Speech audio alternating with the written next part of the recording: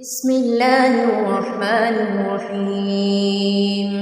تبارك الذي بيده الملك وهو على كل شيء قدير، الذي خلق الموت والحياة ليبلوكم أيكم أحسن عملا وهو العزيز الغفور، الذي خلق 7 سماوات طباقا ما ترى في خلق الرحمن من تفاوت فارجع البصر هل ترى من فطور ثم ارجع البصر كرتين ينقلب إليك البصر خاسئا وهو حسير، ولقد زينا السماء الدنيا بمصابيح وجعلناها رجوما للشياطين وأعتدنا لهم عذاب السعير، وللذين كفروا بربهم عذاب جهنم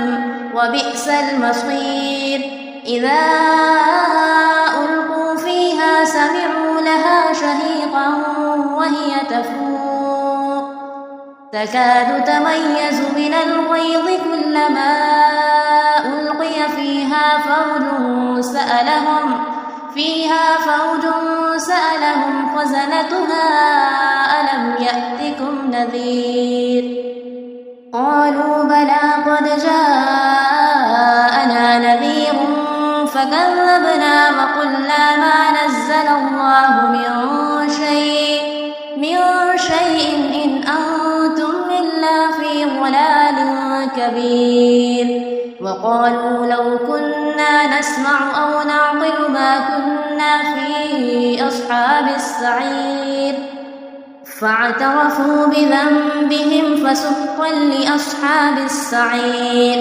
إن الذين يخشون ربهم بالغيب لهم مغفرة وأجر كبير، وأسروا قولكم أو اجهروا به إنه عليم بذات الصدور. ألا يعلم من خلق وهو اللطيف الخبير، هو الذي جعل لكم الأرض ذلولا فامشوا في مناكبها وكلوا من رزقه وإليه النشور. أأمنتم من في السماء أن يخسف بكم الأرض فإذا هي تمور، أم أمنتم من في السماء أن يرسل عليكم حاصبا فستعلمون كيف نذير. ولقد كذب الذين من قبلهم فكيف كان نكير. أولم يروا إلى الطير فوقهم صافات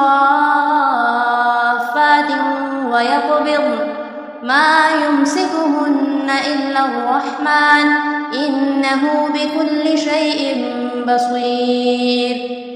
أمن هذا الذي هو جند لكم ينصركم من دون الرحمن إن الكافرون إلا في غرور. أمن هذا الذي يرزقكم إن أمسك رزقه بل لجوا في عتو ونفور.